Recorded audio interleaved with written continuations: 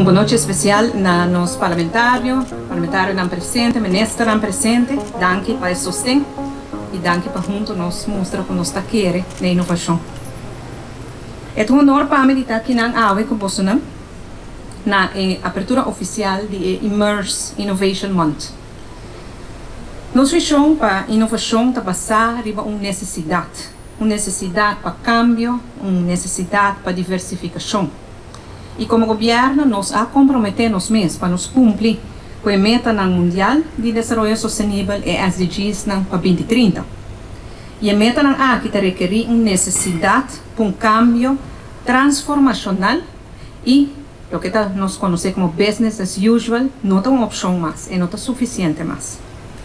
Incorporando inovação na nossa estratégia nacional para o desenvolvimento sustentável, dá-nos a oportunidade para gara e ola e logra e meta aqui.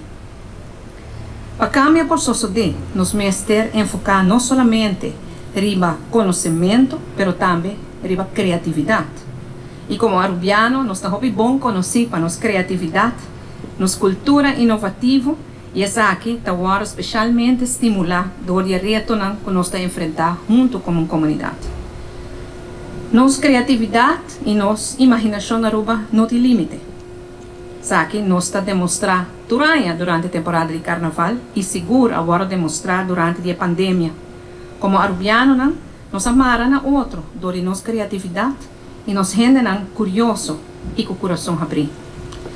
Nós temos turno qual que nós temos mestre para nos aproveitar de um momento único aqui para criar produto e criar serviço novo para Aruba, o mundo mestre de gente. E no século XXI, nosso tamanho chiquito como país é não uma ameaça. Então considerar isso aqui mais bem uma ventaja e uma ventaja grande.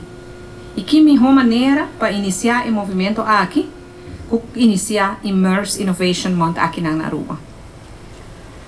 Nós queremos encorajar jovens, com mais experiência e tour cidadãos, sem excluir ninguém, para join-nos no movimento aqui de inovação.